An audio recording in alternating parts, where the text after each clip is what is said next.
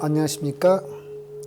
오늘은 양자역학과 반야심경의 제2부의 네 번째 강의로서 제목을 파동함수와 상태의 중첩이라고 했는데, 파동함수는 딴 것이 아니라 지난번에 말씀드린 그 확률파를 그냥 수학적으로 표현한 걸 함수라 그러는 겁니다.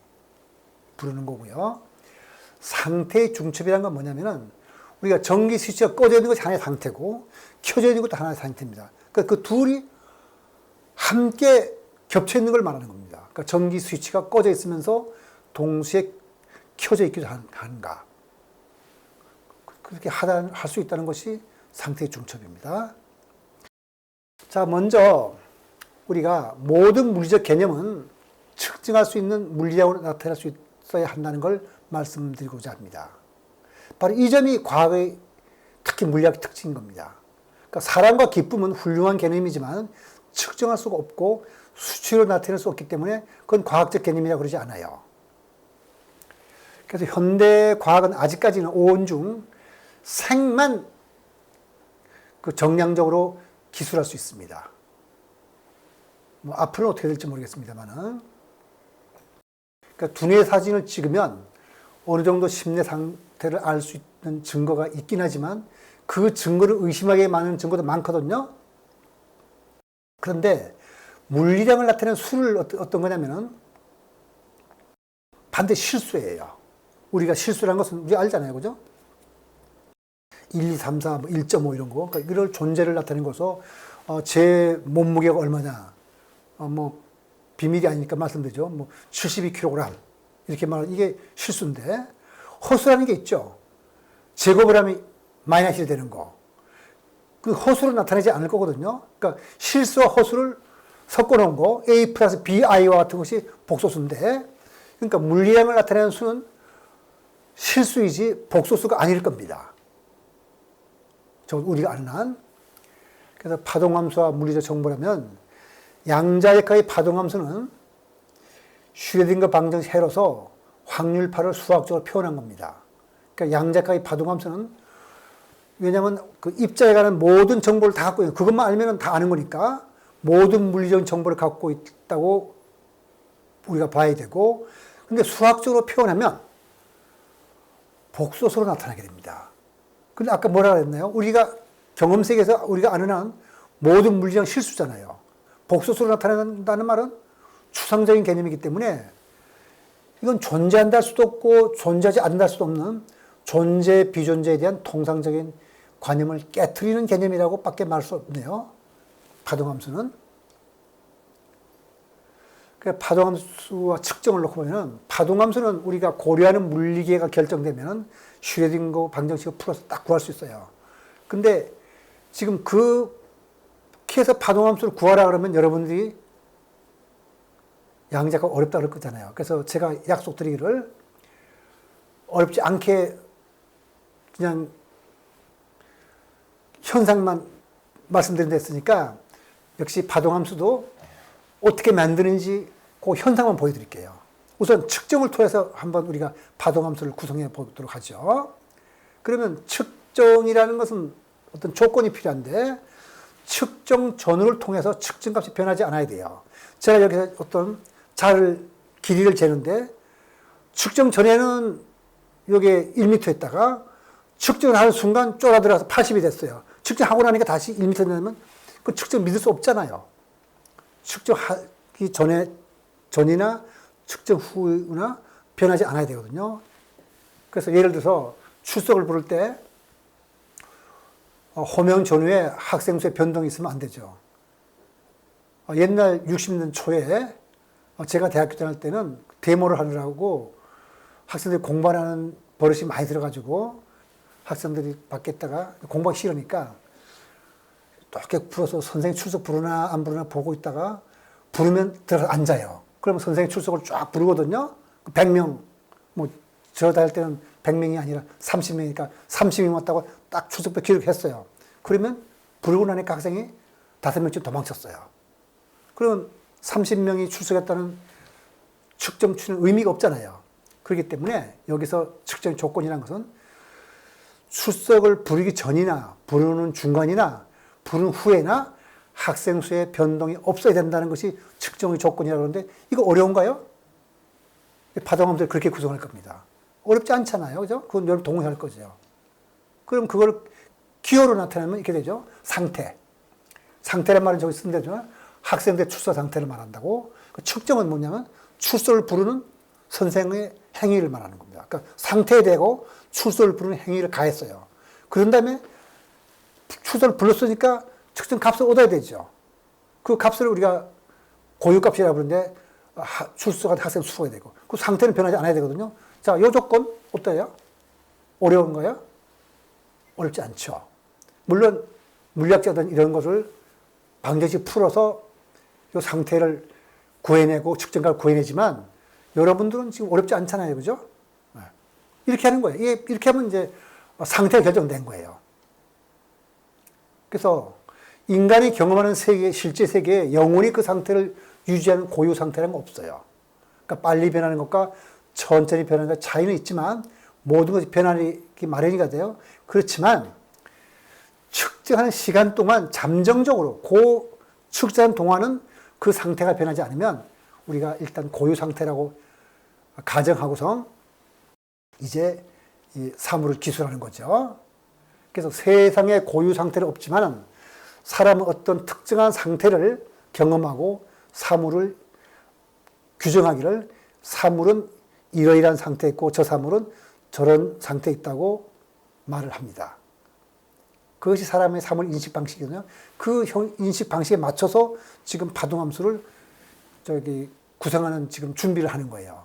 그러니까 인간이 현상계라는 건 뭐냐면 인간이 관찰하는 걸 쓰다는데 모든 것의 상태가 변하지만 관찰하는 동안 잠정적으로 그 고유 상태가 변하지 않으면 그걸 고유 상태를 부르고 그때 우리의 측정 값을 고유 값으로 알아내서 그 고유 값을 통해서 성질을 규정하는 겁니다. 그러면 고유 함수와 파동 함수를 보면은 일반적으로 우리가 측정하는 상태는 한 개가 아니고 여러 개겠죠. 그래서 예를 들어서 고양이의 삶과 죽음을 측정하는 경우에 지금 제가 기호를 펴셨어요. 자, 거기서 상태하고 괄호하고 3이라 썼잖아요. 그죠? 그러니까 다시 말해서 살아있는 상태의 고양이를 봐서 측정을 하니까 이 사람이 뭘 얻었어요? 측정값이 삶을 얻었죠. 근데 그렇게 얻는 순간 고양이가 죽어버리면 안 되잖아요. 그러니까 역시 고양이 살아있어요. 그래서 살아있는 고양이를 관찰하니까 살아있다는 결론을 얻었고 그 결론을 얻을 동안에 고양이는 살아있다. 이런 뜻입니다. 쉽잖아요. 그럼 죽어있는 고양이라면 그 상태 가로하고 죽음이 뭐 그런 거죠. 죽어있는 고양이를 측정하니까 죽었다는 결론을 측정해서 얻었어요. 그리고 고양이는 죽어 있어야 되죠. 쉽죠. 이게 바로 파동함수를 우리가 구성하는 기초 작업을 마쳤습니다. 자, 그런데 이게 재밌는 게 있네요. 삶과 죽음을 관찰하면 고양이는 분명히 살았거나 죽었거나 둘 중에 하나이지 삶과 죽음이 섞여 있지 않아요. 우리가 측정해보면. 아까 뭐라 그랬나요? 이거 똑같죠? 그 지난번 시계 강의할 때 슬립 두 개가 있을 때 입자가 어느 쪽으로 오는지 관찰해보면 어때요? 위로 오느냐 아래로 오느냐 둘 중에 하나였죠. 위로 오는 게 삶이고 아래로 오는 게 죽음에 대하는 것처럼 논리적으로 같은 거예요. 삶과 죽음이 섞인 고양이가 실제 아닌가? 현실에 그런 고양이는 없어요. 그러나 미시세계의 입자 상태는 중첩으로 되어 있죠. 왜냐하면 아까 입자 하나를 보냈는데 입자 하나가 어땠어요? 분명히 슬립 위와 아래로 둘을 함께 갔잖아요. 그러니까 미시세계의 입자 상태가 중첩된 상태로 있다는 것은 논리적으로 볼 때 마치 삶과 죽음이 섞인 고양이가 실제인 것과 마찬가지입니다. 그러니까 비유로 하는 말이지만 삶과 죽음을 측정하는 것이 아니라면 고양이를 나타내는 파동함수는 삶과 죽음이 섞인 것이 허용돼요. 그러니까 몇 개의 고유 상태가 있을 때 양자의 파동함수는 일반적으로 이들 고유 상태의 중첩으로 되어 있습니다. 그래서 이 그림처럼 고양이 왼쪽에 고양이가 뭐냐면 고양이 상태예요. 그 다음에 고양이의 삶인 살아있는 고양이고 고양이 죽음은 죽음의 상태예요. 우리가 측정하게 되면 분명히 둘 중에 하나예요. 근데 고양이의 파동함수는 섞어놓은 거라는 뜻입니다. 그 우리가 이미 그 이중수리에서 봤잖아요. 그때 분명히 입자 하나를 보냈는데 관찰하지 않으면 두 군데서 와가지고 간섭물이 만들었잖아요. 그죠? 근데 관찰하면 어느 한쪽만 와요. 논리가 똑같잖아요. 그래서 양자역학의 파동함수는 상태 중첩으로 표시는 된다. 그 여기 이거 실제 이래요. 스핀이라는 물리량이 있는데 마치 팽이를 생각하면 돼요. 팽이가 시계 방향으로 돌면은 이걸 스핀 앞이라고 썼다. 화살표 유의했죠. 스핀은 빨간 걸로. 그 다음에 시계가 반대 방향으로 돌면은 스핀 다운이어서 파란 색깔로 화살표 밑으로 했어요. 우리는 분명히 측정하면은 스핀 앞과 스핀 다운만 보게 돼요. 그런데 측정하지 않으면 전자는 스핀 앞과 스핀 다운이 섞여 있는 중첩으로 나타나게 돼요. 이 중첩을 이용해서 우리가 컴퓨터를 만드는 것을 양자 컴퓨터라고 그래요. 보통의 컴퓨터 소자는 소자에 전기가 들어왔느냐 안 들어왔는가 가지고 0과 1로 나타나는데 중첩이 되면은 켜져 있기도 하고 꺼져 있기도 하니까 이놈이 두 가지 상태를 한꺼번에 나타나게 돼요. 그러니까 양자의 컴퓨터의 그 컴퓨터 소자는 우리가 일반 컴퓨터에 비해서 굉장히 많은 일을 할 수 있겠죠. 예를 들어서 일반 컴퓨터가 보다 2배가 되니까 양자 컴퓨터가 10개가 있다면 2의 10승 되니까 일반 컴퓨터가 1024개 소자가 있는 거랑 마찬가지예요. 근데 20개가 있으면 2의 20승이니까 100만 개가 있는 거랑 마찬가지죠. 그러니까 양자 컴퓨터가 만일 제대로 작동을 한다면 어마어마하게 성능이 좋은 컴퓨터가 나올 겁니다. 실제로 지금 작동이 해서 지금 상품에 나온 것도 있어요. 이거는 바로 스위치가 켜져 있기도 하고 꺼져 있기도 한 걸 이용해서 만든 겁니다. 그러니까 실제 미시 세계의 소립자들은 상태가 중첩되어 있어요. 그래서 이제 측정 이전에 측정하면 항상 뭐가 된다 그랬어요? 입자가 된다 그랬죠. 그러니까 측정 이전에 파동은 파동함수가 나타나는데 거기에 그림이 뭐예요? 상태 1, 상태 2. 일반적으로 그 고유함수가 무지하게 많아요. 제가 예를 들어서 아까 고양이가 죽었느냐 살았느냐, 그 다음에 전자의 스핀이 업이냐 다운이냐 말했지만은 사실은 우리가 어떤 상태를 놓고 볼 때 에너지라 그러면 1이라는 상태, 2라는 상태, 3이라는 상태 무수히 많을 거야. 그거 다 합으로 나오는 거예요. 그래서 거기서 상태 1 더하기 상태 2 더하기 상태 3 더하기 상태 4 더하기 상태 n하고 무한히 많이 나는 거거든요. 그래서 어느 순간에 K를 기술하기 위한 모든 정보로 구성되어 있으니까 우리가 측정해서 알 수 있는 모든 상태를 파동함수는 다 갖고 있는 거예요. 그러니까 이런 중첩으로 되어 있는 거거든요. 그런데 관찰자가 측정하게 되면 그 중에 하나를 보게 됩니다. 아까 스릿을 예를 들면 스릿을 구멍을 2개 뚫어놨으니까 그 파동이 위로 가냐 아래로 가는지 100개 뚫어놨으면 100개 다 있어요. 그렇지만 측정하게 되면 그 중에 하나만 나오는 거거든요. 그래서 관찰자는 많은 상태 중 하나만을 경험하게 돼요. 그러니까 파동함수가 붕괴되고, 그래서 물리 이론은 측정 시 어떤 상태를 보게 될지 알 수 없어요. 그래서 그 점이 고전작과가 다른 거거든요. 그리고 설명하기를 n이라는 상태를 측정하게 되는 것은 확률론적 인과율에 따른다고 우리가 보고 있습니다. 그리고 그 상태를 측정해도 확률은 뭐냐면은 그 앞에 파동함수에 주어진 개수의 제곱으로 나타난다고 보는 거니까 이거를 너무너무 싫어하는 사람이 있어요. 그게 아인슈타인이거든요. 그러니까 물리학 이론이라면 측정 결과를 예측할 수 있어야 된다. 그러면서 하는 말이 신은 주사위 놀이를 하지 않는다. 그러니까 양자역학이 불완전해서 그런 거지 잘못이다 했더니 양자역학의 철학적 기반을 말하는 부하가 이렇게 응수했어요. 신이 하는 일에 이래라 저래라 하고 간섭하지 말아라. 어쨌든 현재까지 우리가 알고 있는 그 슈레딩거 방정식을 풀어서 해석하는 그 해석의 법에 의하면은 어떤 상태를 결정하는 것은 확률론으로 결정되는 거지, 아인슈타인이 생각하는 것처럼 어떤 일정한 법칙에 의해서 그 상태를 보게 된다고 생각지 않아요. 그러니까 어떤 사람은 1이라는 상태로 볼 수 있고, 만약 딴 사람이 했더라면 그 사람은 3이라고 볼 수 있었고, 또 딴 사람이 했다면 5라고 볼 수 있었어요. 근데 아인슈타인은 어떻게 생각하냐면 그게 아니고, 관측하면 2면 2, 3이면 3, 어떻게 하나를 보게 되지, 그렇게 왔다 갔다 보게 될 수 있느냐, 이렇게 이제 싫어하는 거죠. 그러니까 지금 설명대로 하면 어떻게 해요? 파동이란 건 확률파니까 여기 오른쪽 그림 대포를 팡 썼어요. 이 대포는 아직 관찰을 하지 않았거든요. 그러면 확률파라면 전 공간에 퍼져 있으니까 관찰자가 관찰할 때 아무 데서나 관찰하는 그 순간 어떻게 해요? 대포 폭탄이 거기서 터지겠죠. 그래서 왼쪽 그림처럼 꽝 터지면서 입자는 공간상 어디에서나 나타날 수 있으니까 뭐라고 했냐면은 너는 대포 쏘고 나서 그게 터질 때까지 안심하지 말아라. 왜냐면 네 앞에 터질지도 모른다. 이런 우스갯소리 그림이에요. 그래서 이제 정리를 하자면 파동의 전파는 파동이 확률파잖아요. 입자가 퍼져나가는 것이 아니라 입자에 대해 알 수 있는 어떤 정보가 퍼져나가는 거예요. 정보라는 건 바로 관찰자가 얻은 정보니까 같은 말이죠. 관찰자가 알 수 있는 정보가 퍼져나가는 것이다. 관찰 전에는 입자를 발견할 확률이 전 공간에 걸쳐 퍼져 있어요. 왜냐하면 측정 전에는 입자가 어디에 있는 것이 아니니까. 근데 관찰하면 분명히 입자 하나가 나타나고 딴 데는 없어지잖아요. 그러니까 확률화 붕괴가 되는 거예요.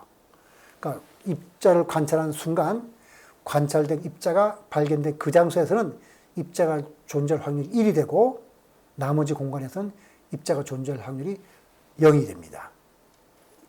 이제 입자라는 것은 알맹이란 뜻이지만은 소립자는 먼지나 모래와 같은 어떤 알맹이가 아니죠. 우리가 일상적 경험에는. 그러니까 소립자가 모여서 이루어진 원자도 먼지나 모래와 같은 그런 알맹이가 아니에요. 말은 알맹이라고 그러지만 그럼 뭐야? 이렇게 우리가 묻게 되죠. 그래서 정리를 하자면 미시세계의 소립자란 단지 존재하려는 경향일 뿐이며 이것들은 따로 객관적인 존재일 수 없어요. 그렇게 관찰 전에 어떤 존재하는 게 아니에요. 봤기 때문에 존재하는 거거든요. 이것들은 측정 장치와 상호작용 이외에 어떤 독립적인 존재는 아니라는 뜻입니다. 측정을 했기 때문에 그 상호작용에서 나온 거라는 뜻입니다. 그러니까 미시세계의 소립자들이란 일상생활의 물체들과 같은 의미를 갖는 그런 존재들은 아니에요.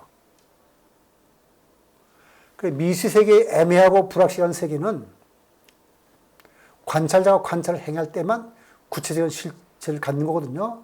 그러니까 관찰이 행해지지 않을 경우 원자는 소립자는 뭐요? 헛개비잖아요. 어디 있는 것도 아니니까. 그래서 우리가 이런 가지 두 가지를 한번 의문을 던지고 장차 대답을 해야 될 겁니다.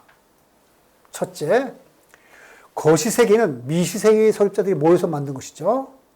그리고 우리가 경험하는 세계는 분명히 헛개비가 아니에요. 여기 컵은 헛개비 아니에요. 내가 안 봐도 존재해요. 이중성을 보이지 않아요. 그럼 헛개비가 많이 모이면 실체를 갖는다는 뜻인가? 왜냐하면 이 소립자로 이루어졌거든요. 컵은. 분명히 소립자는 헛개비예요. 그럼 헛개비가 많이 모이면 헛개비가 안 되는 건가? 근데 헛개비 안 되는 거라면 왜 그것도 헛개비라 불러요? 그래서 원자 2000개로 이루어진 분자도 이중성을 갖는다고 그랬어요. 그럼 도대체 미시세계와 거시세계를 나누는 경계는 어딘가? 이거는 아직까지는 지금 이게 양자역학의 처음이기 때문에 여기서는 대답을 안 드리고 앞으로 이 강의를 계속해 나가다가 어느 때 적당한 때 제가 말씀을 드리겠습니다. 그래서 상태의 중첩은 분명히 양자역학이 아니었더라면 우리 인간은 결코 그런 일이 있을 거라고는 상상조차 못했을 겁니다. 그래서 중첩은 바그다드 노예라는 제목을 우월 연상시키는데 이건 하도 유명해서 여러 책에 많이 나와요. 빅터 프랭클이 쓴 그 삶의 의미를 찾아서 나오고 또 심리학자 칼 매니거 같은 데도 나오고 아가사 크리스의 소설이 나오는데 이 얘기 잠깐 하면 이렇게 말해요. 바그다드 노예는 죽음의 신을 피해서 사가라라는 도시로 달아났습니다. 왜냐하면 죽음의 신이 자기를 죽인다고 해서 주인한테 말하고 내가 지금 빨리 바그다드에 가면 죽음의 신이 기다렸다 나를 죽일 테니까 내가 지금 짐을 꾸려서 도망치면 해질 무렵에는 사가라로 도망칠 수 있을 겁니다. 나 도망치게 해주세요 하니까 주인이 그래 너 빨리 도망쳐라. 그런데 사실은 죽음의 신이 뭐라 그러냐면 이 주인한테 주인이 그 죽음의 신을 쳐서 따지러 갔거든요. 왜냐하면 이 죽음의 신은 이 주인하고 약속하기를 절대로 이 주인의 집안 사람을 바그다드에는 잡지 않기로 약속했어요. 그래서 왜 넌 신쯤 되는 자가 약속을 어기고 내 집안 사람을 바그다드에 잡으려고 했어. 그러니까 신이 뭐라 하냐면 비켜. 나 바빠. 나는 오늘 그 사람을 사가라에서 잡기로 됐는데 바그다드에서 만났으니까 얼마나 놀랐겠어. 놀란 건 나야. 그러면서 사가라로 간다고 그럽니다. 뭐냐면은 사실 살라고 간 것이 죽음에 이른 거거든요. 이걸 심리학자 칼 메닝거는 프로이드가 제시한 두 가지 상반된 본능, 소위 삶의 본능과 죽음의 본능을 설명합니다. 삶의 본능을 에로스라 그러고 죽음의 본능을 타나토스라 부르는데 우리 마음속에는 두 가지가 섞여 있어요. 그 에로스는 자기 보존 본능이고 타나토스는 파괴적이고 죽음으로 이끄는 본능입니다. 이 두 가지 본능을 우리가 다르게 설명하면 음양조화라고 말할 수 있어요. 그러니까 자동차에는 엑셀레이터하고 브레이크가 있는데 엑셀레이터가 자동차를 가게 하는 거니까 삶의 본능이라고 대응한다면 브레이크는 움직이지 못하게 하니까 죽음의 본능에 비할 수 있죠.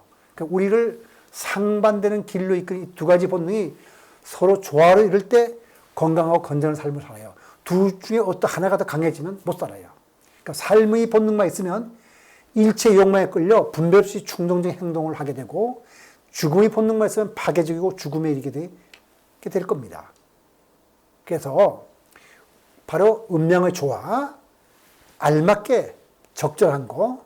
그러니까 중도는 앞으로 제가 설명하겠지만 여러 가지가 의미가 있는데 지금은 적절한 거라는 뜻으로 지금 사용하죠.